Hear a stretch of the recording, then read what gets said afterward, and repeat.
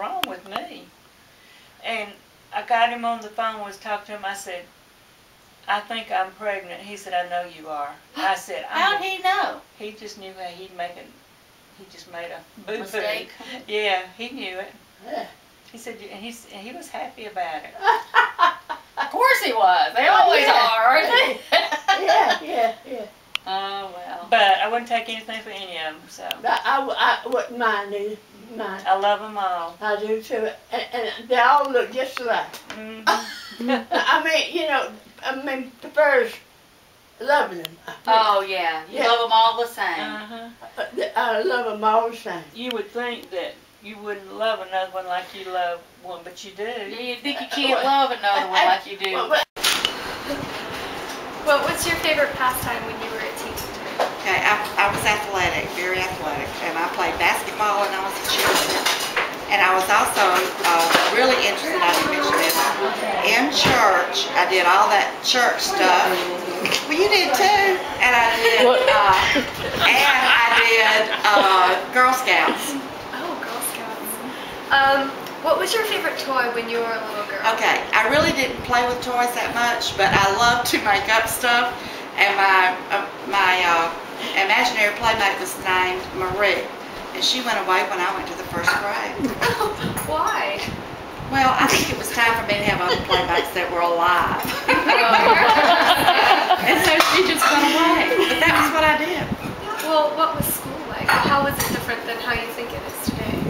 Oh, well, for one thing, my mother dressed me as if I was going to be checked out by the dress patrol at all times. And she had lace on my panties and on my socks, and I wore these pinafores that she ironed every day. She washed them and starched them and ironed them and put them on me over my dresses. And she did my hair with a bow that matched the dress. And that was the way I went to school. When I came home from school, lace was dragging because I had played something like Red Rover, whatnot. It's very different than today. I teach school now, and it's very different. Well, how does the parenting from when you were a child differ from the generation's parenting? Oh, okay. If my mother said don't do it, I didn't do it. And the reason I didn't do it Because you knew what you get. Multifold. One of them, and if I'm cut up in church, and I got home, and my mother said, I cannot believe you were in there talking and carrying on in church, and Daddy was like, you can't go anywhere today, you just stay right here, and you're just going to have to think about what you did in church today. Because I would write notes to people, when I was like, Doodle? and doodle, oh yeah. Doodle all over that church bulletin. And then I say, I love so-and-so. Well, what were your parents like? Was that... My parents were old when I was born. They were very old. They were. Older than most. They were, my mother was 36 and my daddy was 42. They were very old. And they raised me as an only child because all the other girls and, my brother were grown and gone. And I was just an only child. That's why I had imaginary friends. Isn't that sad? Kinda, but I mean, you turned out amazing. She doesn't really know you. No, she doesn't. She doesn't. Okay. Go ahead. Who was your best friend when you were younger, and what were they like? Okay, Judy is my best friend since the first grade. And she decided that she liked me because I wore those frilly clothes. And I liked her because she wore plaid dresses, and I wanted to wear a plaid dress. And she had a plaid dress with white collar and had a little smocky. Mother would never put that on me. So I thought that was the cutest thing. Huh? I remember everything about school. I wore a yellow dress to the first grade, and my mother had lace on it. Janelle would know this. She had lace like this. Tiny lace all the way down the bodice. We do too. All right. It had puff sleeves. It had tiny lace on it. Yeah. It was yellow, and I had on white Roman sandals with white socks.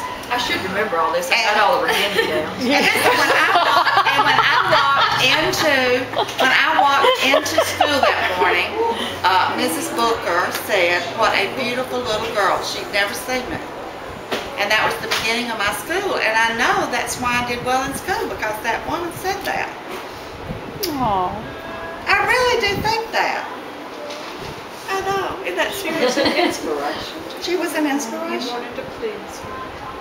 And Well, you I did was just good. so happy So because, you know, she excited, yeah. thought I was pretty. What am I going to do? She, 100 pounds ago, maybe. Halfway decent.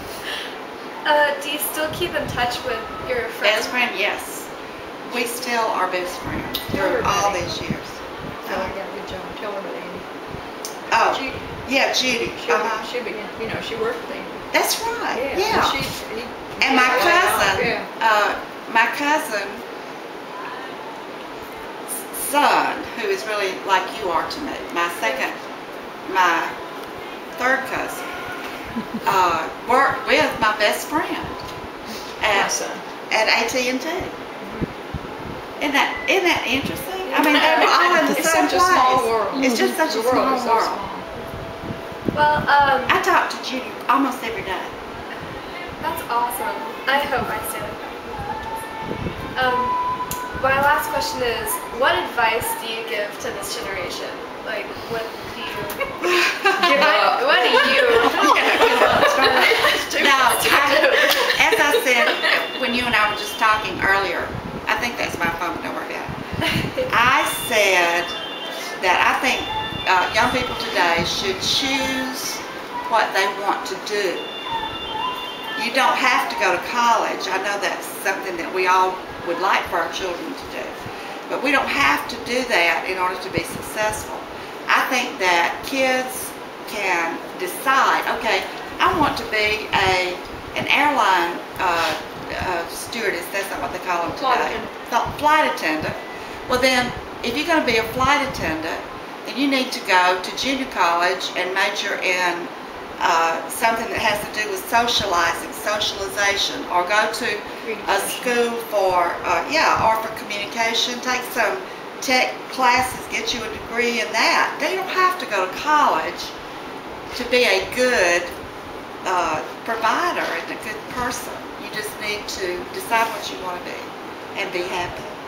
Because that's the only way. I know a lot of people who went to college, they did not know what they wanted to do. They got into something they hate, and honey, once you spend about $50,000 on it, you're not going to go back. Oh, Ann, we found your twin. That's it.